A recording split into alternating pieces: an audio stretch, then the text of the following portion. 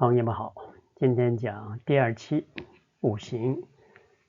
在讲五行之前呢，先把第一期的这个答案和大家聊一下。第一个，桌子和椅子，这个桌子和椅子是主次的关系，所以呢，桌子为阳。第二个，这个玄关和阳台，这个玄关呢是比较这个进出的一个出入口啊。而这个阳台呀，它是一个比较安静的一个地方，所以呢，玄关是为阳，阳台为阴。因为冬至和夏至，这个夏至啊是最热的季节啊，所以属火，所以是自然呢属阳。另外6楼和3楼，这个3楼啊，3是奇数，这个6呢偶数，所以呢，奇数为阳，所以3楼呢为阳。营销部和财务部，这个营销呢，这个应该是属于接待客人，那么气氛呢需要有一定的这个气氛的，就是要活跃的一个场所。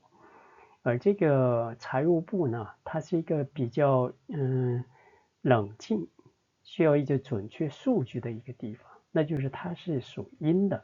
而这个销售部呢，它是带有很多阳气的。那么就是说，营销部呢属阳。另外，总统和副总统哈，这个是上下级的一个关系，就是大小。那么总统呢为阳，副总统啊那就是为阴。水库和发电厂，这个发电厂是属火的水库呢是属水，所以呢自然发电厂是属阳。另外，婚礼和葬礼婚礼啊，这是一个比较气氛热烈的地方，而这个葬礼啊，这个是这个气氛比较低沉，是吧？是一个严肃的地方，所以这个葬礼是属阴，而这个婚礼啊是属阳。第二，这高尔夫和足球，这个足球和高尔夫比较起来高尔夫呢相对呢这个气氛比足球这个气氛应该是要当然都很浓，不过呢，这个足球的这种热度应该远远高于高尔夫球，是吧？所以足球呢，应该是属阳的。另外，市长和军长，这个军长啊，是以前我们说的叫武官，市长啊，就是叫文官，那么就是文官呢属阴，这个武官呢属阳，所以军长啊就是属阳这么来区分。当然这里有一点要说明的是阴阳这个它不是一个绝对的一个划分的概念它是一个相对的概念。你比方说这个男女，我们说男的是阳，那么女的是叫这个阴。但是如果说两个女的都是阴，但是其中一个女的性格比较开放，是外向性的，而这个另外一个女的是内向，而且性格是比较是消极保守的，那你说哪个是阳，哪个是阴呢？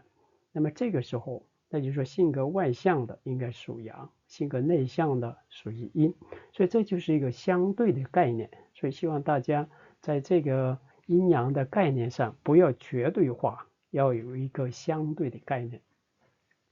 好了，我们进入正题看一下第二期五行。这个五行的概念究竟是什么？其实我们五行已经听得很多了平时也听过，恐怕在这个 YouTube 的很多视频大家也都看过，这个不是这个生疏的一个词但是在这里我要讲的呢，这个五行这里的行究竟是什么概念？这个行在这里应该当作动词行就是行动，再一个运行的意思。那么五行，这个五行指的是5种不同的一种因素，这种不同的能量场的一种运作方式。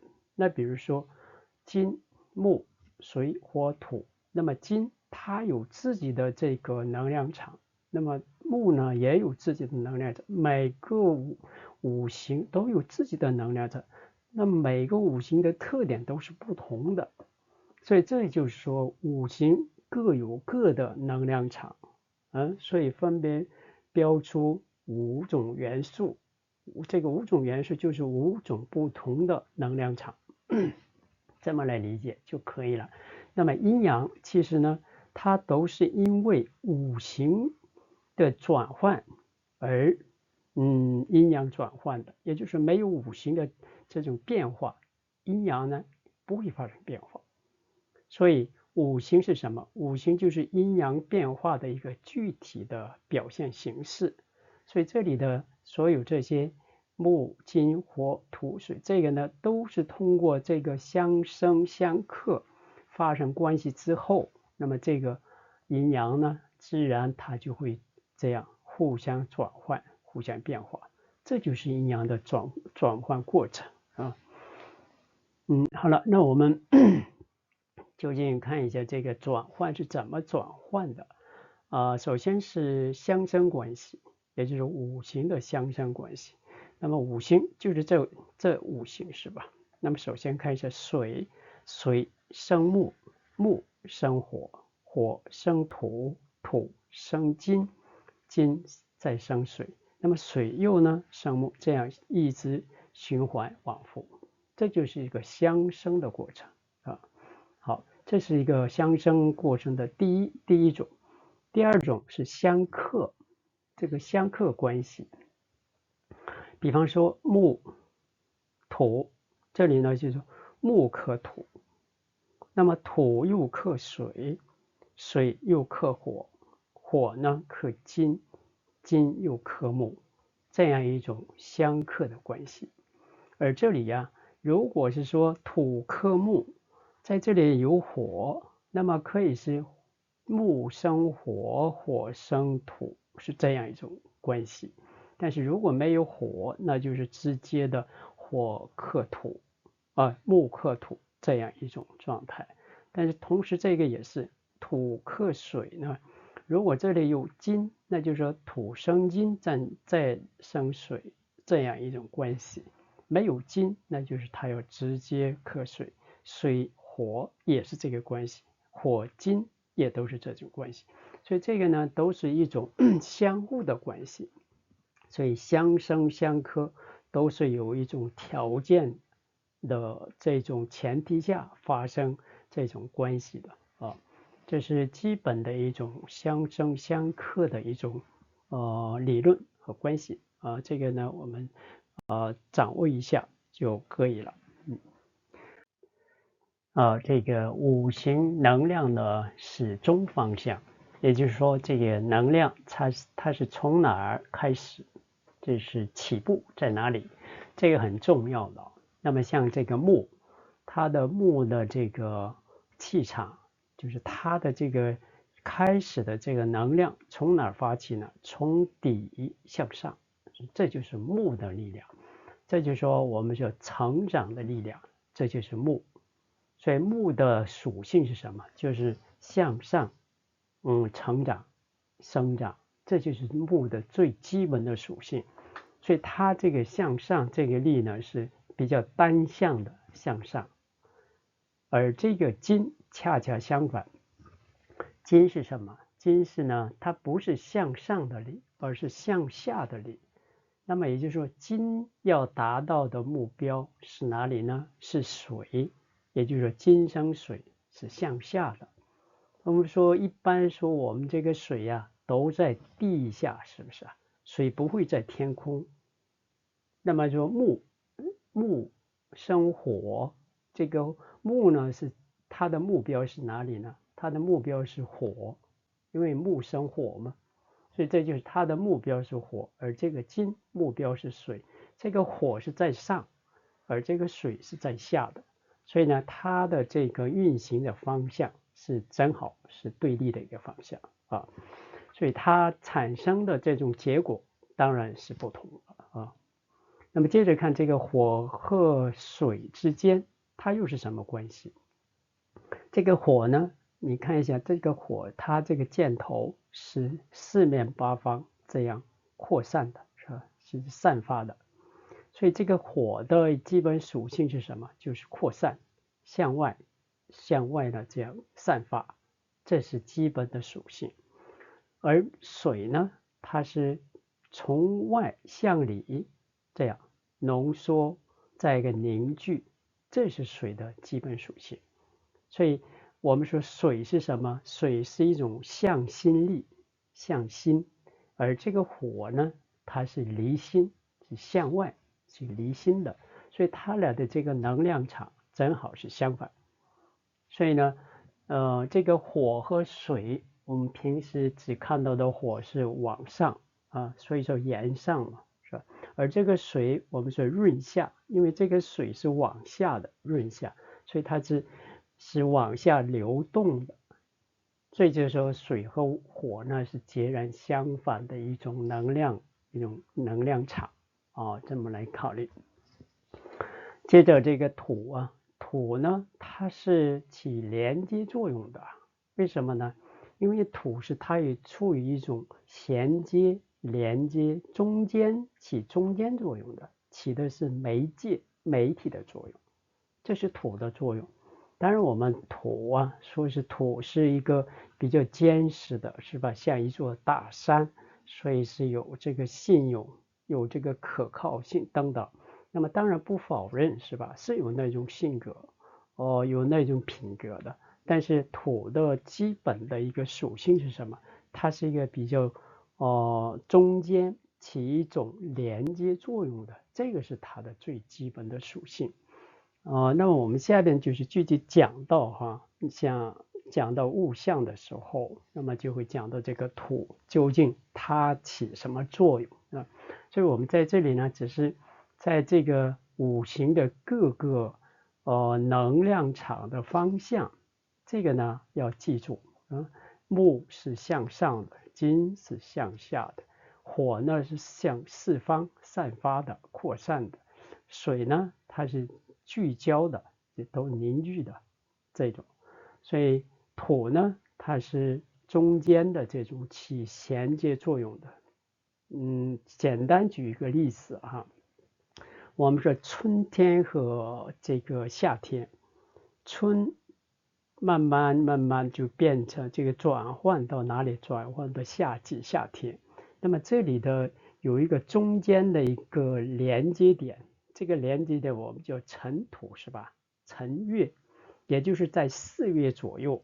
那么这个是就是说春天和夏天的是连接线，就是它这里是相连接的地方，衔接的地方就是这个辰土。那么就是如果说夏天和秋天，那么这里有一个叫未土，这个也是什么？也就是连接这个夏天和秋天这个衔接的过程，所以它中间都有这么一个连接衔接的一个土，就是土是起这样一个作用的。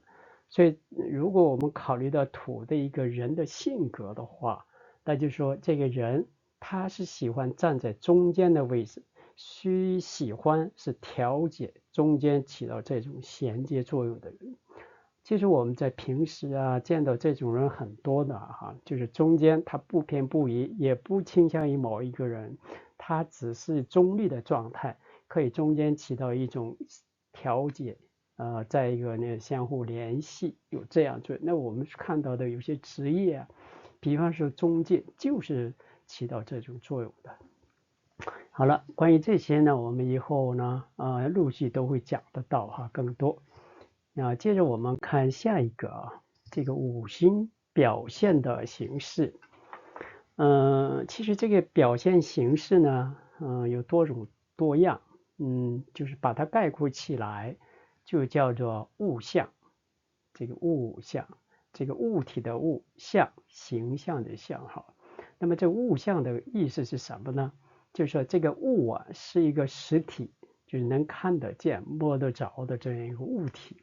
而这个象是什么？象是我们意念，我们在头脑当中想象的那种意念、理念，是这个是象。那么说，比方说我们叫动物啊，动物的这个词呢，它是一个什么概念啊？它是一个概念的意思，就是动物包括所有的动物，比方说老虎是吧？还有什么老鼠，还有一些小鸡，还有一些这个狗啊，都是动物。那么这里呢，就是这个动物本身，这个就是一个象，就是一个轮廓哈，整体的一个抽象的一个概念，就像。而这个物就是我们具体说的某一个动物，比如说老虎，这就是涉及到某一个动物，这就是物。所以说物象呢是这么来的。所以我们当看到某一个说物的时候，它必须有一个象，也就是它有一个范围，它是在某一个这个概念的框架之内说有的动物啊，或者是食物啊等等。比方说我们说水果，那么水果就很多了，是吧？什么西瓜了、苹果了、什么香蕉，这一系列的都是水果。那么水果它是一个概念，也就是一个象，而里边这个具体的苹果，那么这个就是物，所以呢，可以理解成是物象，这么来理解就可以了。那么在这里谈到这个木的物象，木的物象，也就是说木的它的象是什么？首先你要找到这个木的象是什么，这是主要的。这一木，如果一个木的话，那么这个象它有一个象，那么这个木的象也就是理念哈，这种笼统的一些理念概念。象是什么？木是成长的一种力量，成长。那么你应该考虑到成长的这种轮廓哈，这种概念，从这里找到具体的一些物质物体。那么你在这里找这个物，这叫做物象。那么物的物象，我们可以看到，首先像树木是吧？花草。当然我们平时说呀，木等于树木，这个不是这样的啊，就是这个木和树木不是画等号的就是说树木它是木的一部分，花草也是木的一部分，所以它仅仅是一部分。但是这个木呢，包括了树木、花草、什么嫩芽，这些都包括了，这是木的一个整体的一个象。然后具体的物，那就是树木啦、花草啊、嫩芽呀，这个。再有说我们东方，这也是它是一个木的物象。为什么东方是木的物象呢？因为这个东方是太阳是吧，从东方升起的一个地方，那么这是起步的过程是吧？就是成长的过程。这样的话呢，就是东方作为一个木的一个物象。再一个青春，你看这个青春是在十几岁是吧？就是20岁之前。那么这么来考虑的话，它是属于在人生的某一个这个阶段，它属于前一阶段，对吧？属于成长这个阶段，所以呢是属于我们说的木的物象。当然除了这个之外还有其他的，比方说我们说教育是什么？是培养人的地方是吧？学校是培养人的地方，所以这个教育呢，它就是一个木的物象。那么类似这样很多属于成长养。如果我们还可以考虑到这个像养老，那么这个养老和成长也有些矛盾似的其实呢，它都是属于是一种培养的一种过程。所以呢，这个养老也是属于这个木的这个一个物象的一部分，可以这么来考虑好了，我们接着看第二个物象，是金的物象。这个金，我们一般的概念是什么呢？就像是说矿石、宝剑是属于这种金矿是一般是这么认为当然这个呢是金的一部分，也就是金物象的某一部分。但是这不是全部仅仅是一部分。那么更多的金的这个它的属性呢，它有很多，其中已经讲过，这个金它是有一种分别、区别、控制、抑制、管制这种能力的。不像木是一直往上成长、生长是这样，而这个金呢，它不是成长，它不是那一种往上升，而是往下降，就是要控制、抑制这样一种磁场。这种能力。所以呢，金一般说是金重的人哈，一个八字他的金气很重，那么一般说这个人呢是很守规矩的人，也就是说很有一种规范化的，就是讲求规矩，讲求一些基本的一些时间上很有这个遵守时间的人，可以这么认为。所以总之这个金呢，它是一种区分、压制、遏制、控制这样一种这个能量的一个能量场。那么我们这里物象呢，可以有这几种哈。门锁，这个门锁是什么？这个锁门呢，你把这个门锁住，意思是什么？就是这个门不要开了，是吧？这就是一个金的作用。那么警察也是，警察比如说交通开车的时候，那么警察他会叫你停下来，是吧？你这个是违规了，是吧？不能走这条路。那么这个就是说金的这种物象。另外这个规矩啊，你看这个规矩呢，就是一种制度，各种条例啊，这个本身就是一种在控制、管制这么一个系统化的一个理论。所以像规矩呢，有点是抽象化，实质上呢，这个都是金的物象。那么除了这些之外啊，我还可以说，像我们在出国的时候啊，你用到的是什么呢？用到是那个护照，是吧？那么这个护照就是金的物象，就是有了这个，那么你可以通关，是吧？没有那个你恐怕无法通关。所以像这样的一些物象都属于金的物象啊。好了，关于金呢，就暂时聊到这儿哈。接着往下看下一个物象，火的物象。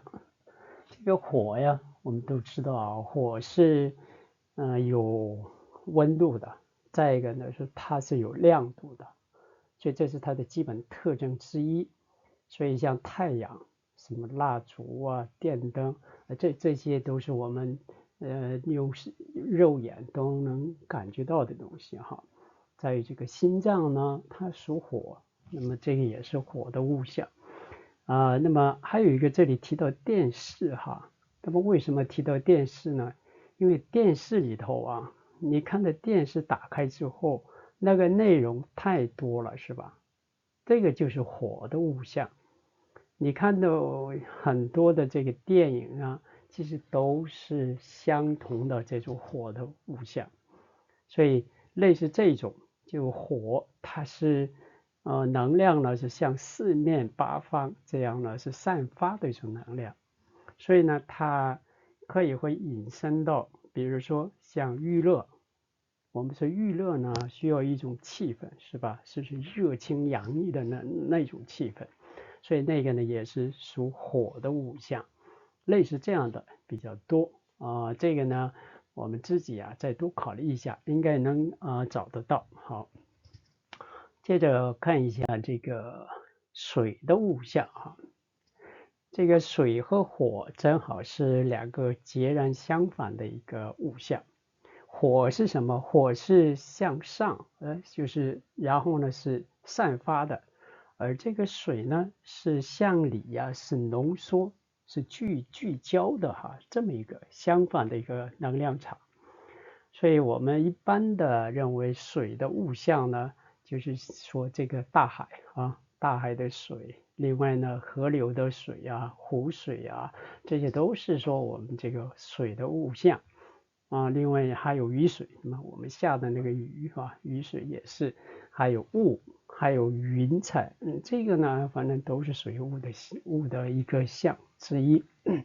另外呢，水啊，它有一种特性，它有一种这个渗透能力哈，就是说它有即使很小的一个空间细缝，它都能钻进去所以呢，我们是用海绵来比喻哈，就是水呢可以渗透到海绵里头，你把这个海绵一挤，那么这个水就会掉下来，是吧？一滴一滴的，就是说水有这种渗透性。那么这个我们联想到我们人的性格的话，就是说这个人是什么呢？他是善于渗透到某一个各个领域哈，或者是说这个人是很有一种适应能力，就是说那个环境他会去适应的。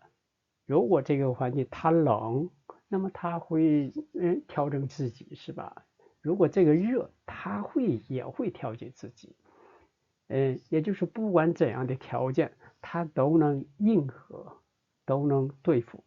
这就是一个水的一个这个适应性，我们叫做水，它具有的这种可以说是一种伸缩性吧，伸缩性很强，是这样一个。如果说是像这个金，恐怕就不会这样了，是吧？金它就是这样一个很这个带有坚定的、坚固的这么一个固体性的，它没有那种像水的这种是吧，熔铜啊，再有这种这个适应，这个恐怕在金里头是很难做到的。所以呢，水和金是两种性格的人啊，可以这么来考虑。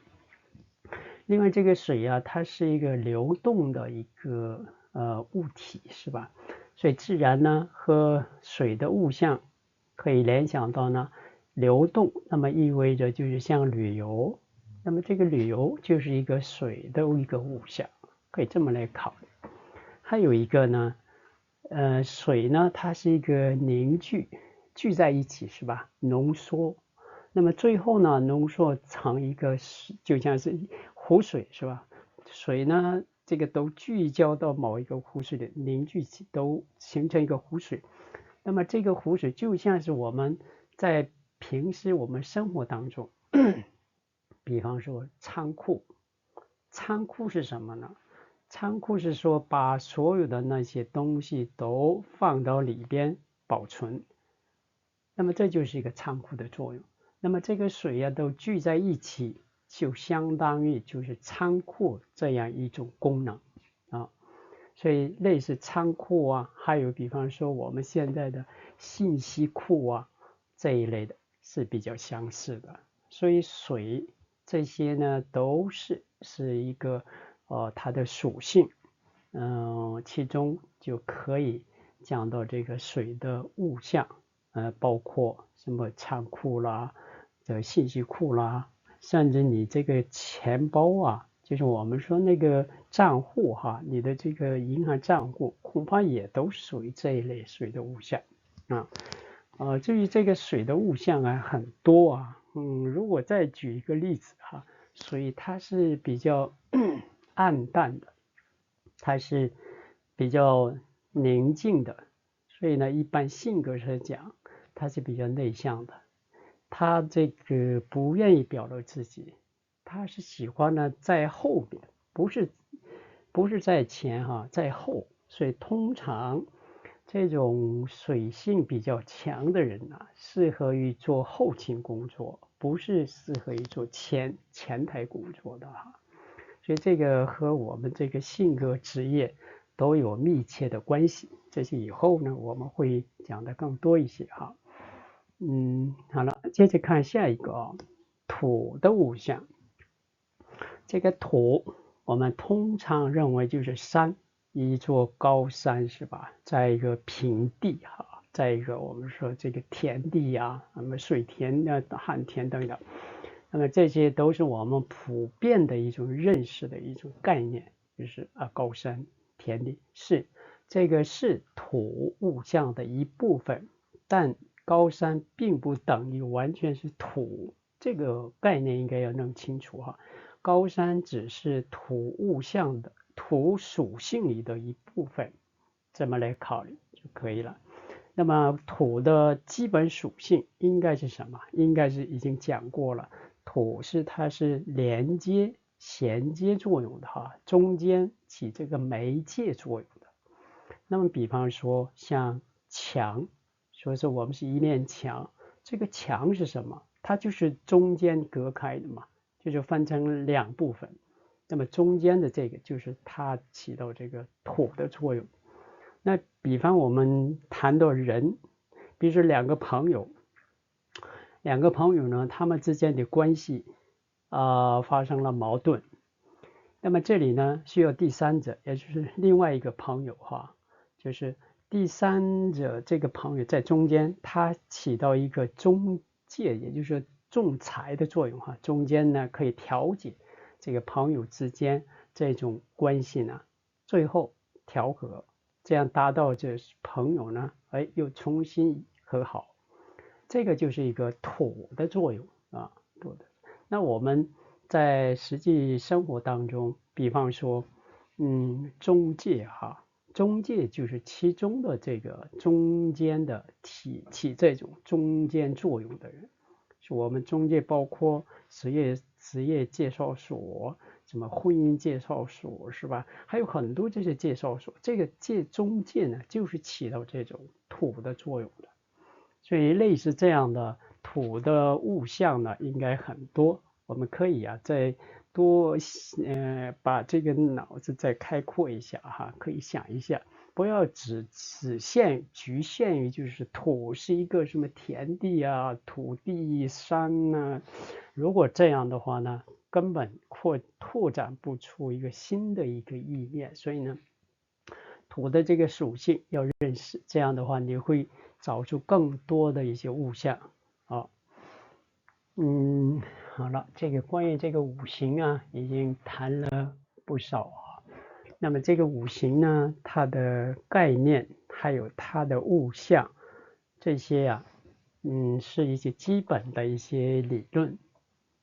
所以这些呢，今天只是讲的是一少部分，所以今后呢，这些会随着课时的进程啊，会讲得更多，讲得更细。